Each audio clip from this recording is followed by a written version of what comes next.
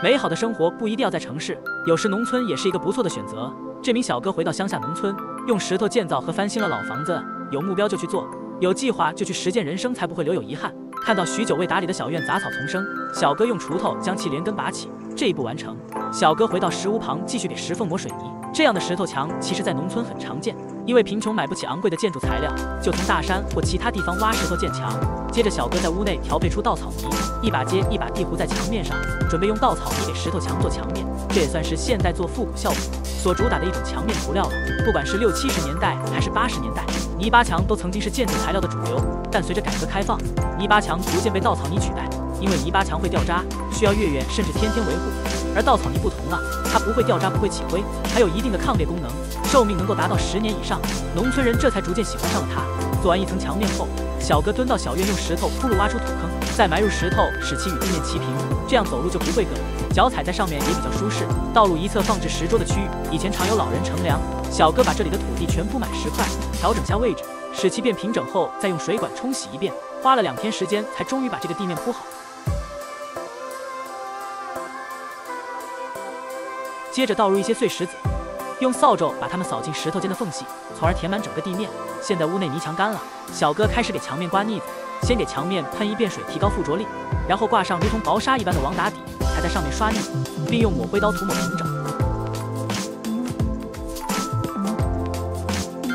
腻子差不多刮完了，小院整体还是乱糟糟的，小哥看着特别影响心情，就用锄头松了一遍土，再往里面撒一些草籽进去，用铲子铲土将其完全覆盖后，还要为其浇一遍水，补充水分。随后小哥又有小推车运来石块，把它们依次填入挖出的土槽内，拼成十字交叉的小路，接着倒入碎石子塞入石缝，手握水管对这里浇了一遍水。院子正前方还留有一小块空地，显得菜园子特别单调，所以小哥就打算在这里尝试做一个小型的石头景观。他先在地面用铲子挖出土坑，然后把较大的石块放进去，多加几块，摆好造型后，内部倒入体积更小的小石块铺垫，再种一些兰草进去衬景，看上去的确很不错。接着向外延伸，用鹅卵石铺路，使其与外面的主路连通就可以了。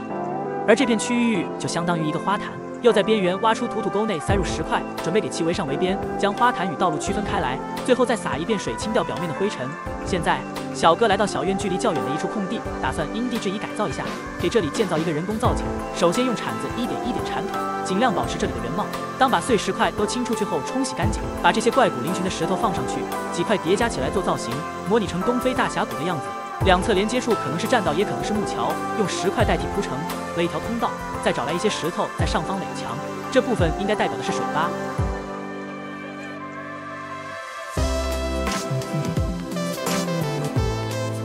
接着给沟壑里冲水，洗掉污垢，并放入一些碎石块铺在底部，继续用水冲洗干净。现在近距离的看一下细节，从地下一路延伸至悬崖的小楼梯，上面就是积满水的水库，这就是造景的全部面貌。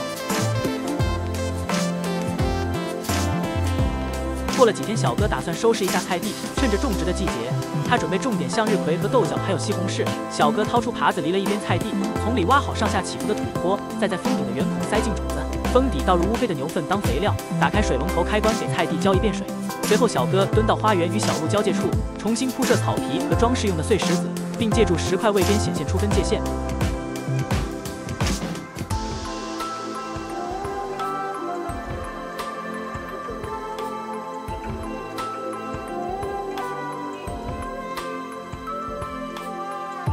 这一步完成，小哥将泥土和稻草加水混合，调配出稻草泥，继续给屋内做墙面涂抹。中途却出现了一个小插曲，这面墙上方的凹槽竟有一个鸟窝，鸟窝有4个还未孵化的蛋。善良的小哥只是看了一下，就将它放回了原位，并放弃了给鸟窝附近涂泥，其他区域照旧。别看院子看起来破旧，实际面积还是挺大的。这时小哥把较大的石块堆到墙边，用其打底垒成一道石墙，边缝处塞入小1号的石块，对结构进行加固。接着小哥花了1上午时间，找到人工造景所需的石块，通过把石头搭在下游处，把这里围成了一道水坑，再在源头处堆砌石块。小哥把碧绿的青草栽种进石缝内，然后用铲子铲土填满土坑并压实之后，在河床位置也倒入碎石子。这样就基本布置完成了。下面该给食物铺设地板了。小哥没有采用常规的木板当材料，而是依旧使用石块，一块一块拼贴成平面。上方架设水平线，保证地板水平。铺完后，再拿来一些小石子，将其填入石头间较大的缝隙，随后开始给石缝灌砂浆。但用传统的方法费时又费力，小哥想到了一个最简单的方法，将沙土和水泥混合均匀后，直接倒在了小屋的地面上，用扫帚来回横扫，把混合好的水泥扫进石缝内，然后借助贝氏农用喷雾器洒一遍水，将水泥淋湿，直接省去了搅拌的过程，方便又快捷。最后让我们看一下效果怎么样。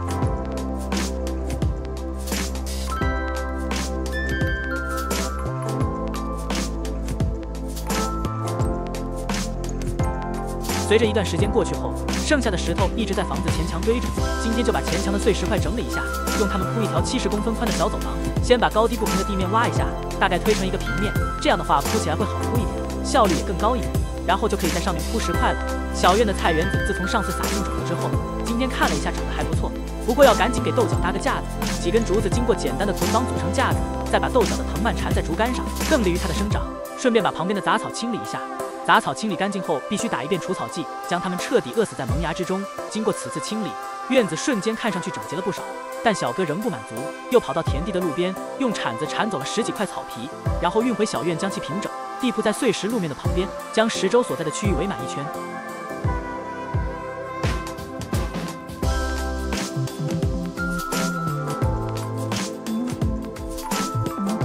这时，小哥发现小院的石头小路蒙上灰尘后，难以与土面分清，就在一侧挖了一条土沟，里面塞入鹅卵石，铺设了一条围边，再在内部的土层铺上草皮。小哥没有将其全部铺满，而是在剩下的地方倒了一些碎石子，并用水管冲洗干净表面。这条石板小路经过2次重铺，终于完成了。可惜的问题又随之出现，小哥对造景越看越不顺眼，觉得还是有些单调，就在上方又堆了一些石头，然后再在内部涂抹水泥，堵住石头之间形成的缝隙。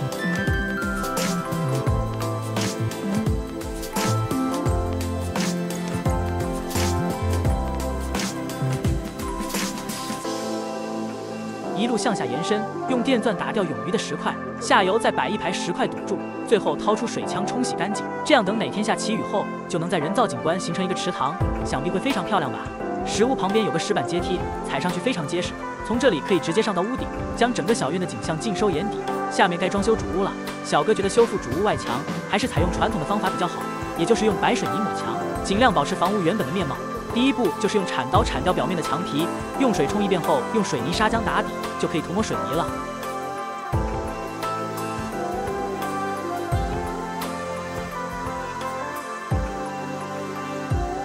由于主屋屋檐会滴水渗到土层，小哥用锄头挖走下面的树根，用水泥打底铺设了一道石头台面，然后再在缝隙处填充水泥，将其抹平就可以了。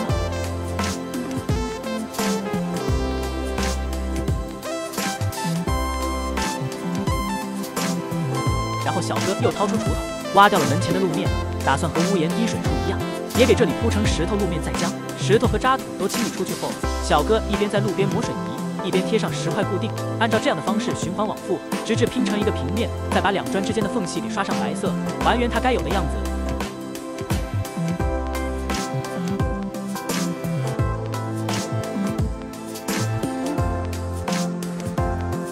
金砖墙翻新后的效果着实不错，但却和石头墙缝明显不搭，就如法炮制也翻新一下石头墙的缝隙，该修的修，该补的补，正应了农村的那句老话：缝缝补补又3年。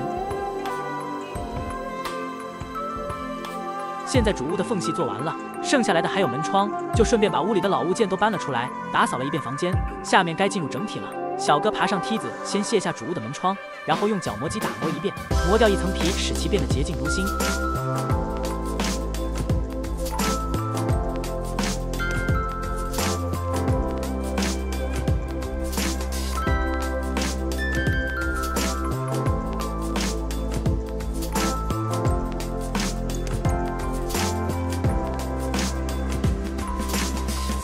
再用切割机切割木材，分别给不同的木棍切出榫头和榫眼，按照中国传统的榫卯结构组装成古典镂空门窗。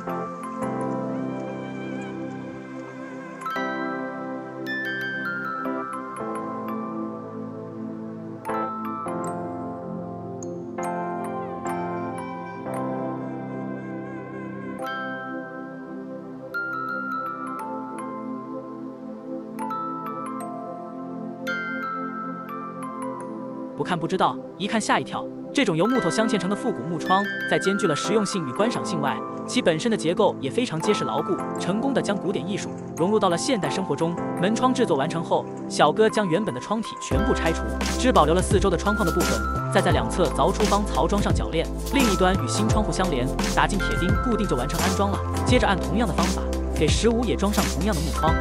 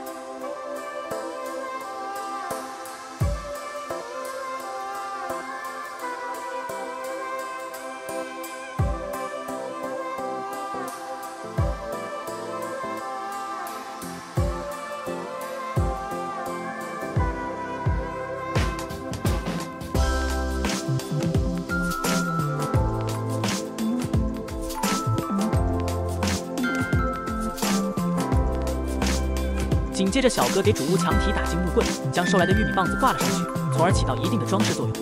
另外，把它放到向阳的位置，还能保持玉米干燥，保证它不会受潮并年长寿，并抑制玉米害虫的滋生。现在食物还差弧形窗户没做出来，小哥从木材厂拉来一车木材，用切割机切成合适的尺寸，剩下的截成小段，然后采用传统的蒸煮法制作弧形窗户，把木材加热弯曲定型。首先用复合板做一个简单的模具，接着便可以起锅烧水了。把提前泡过水的木头放进容器，盖上盖子密封好，大火烧开上气40分钟，将木头从里面迅速取出，为其做个整体塑形，固定在半圆模具上，弯曲成一定的弧度。接着将木头取出，分别给两端切割出斜边的凹槽，嵌入静置边木条，看看大小合不合适。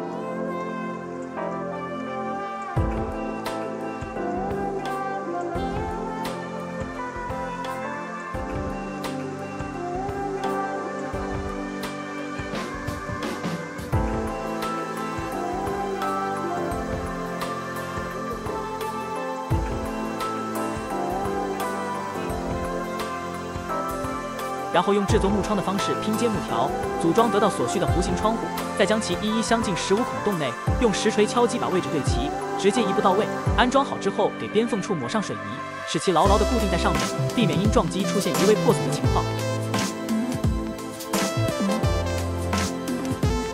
这是家里陈旧的木门，小哥准备重新翻新一下，用作食物的大门。先打磨一遍，去掉表面的包浆，将木头原本的样子显现出来。打磨完一遍后，继续打磨第二遍。接着找来几块上好的木板，有的用锯子在两端切出榫头，有的用电钻打出几个孔，再换成木工凿将孔洞扩大成榫眼，通过用力敲击，将垂直相接的木板组装成门框。不过安装前还要做其他准备，小哥用锤子敲击钢钉切石板，切成矩形后再换成切割机，给两块木板一边分别切出方口。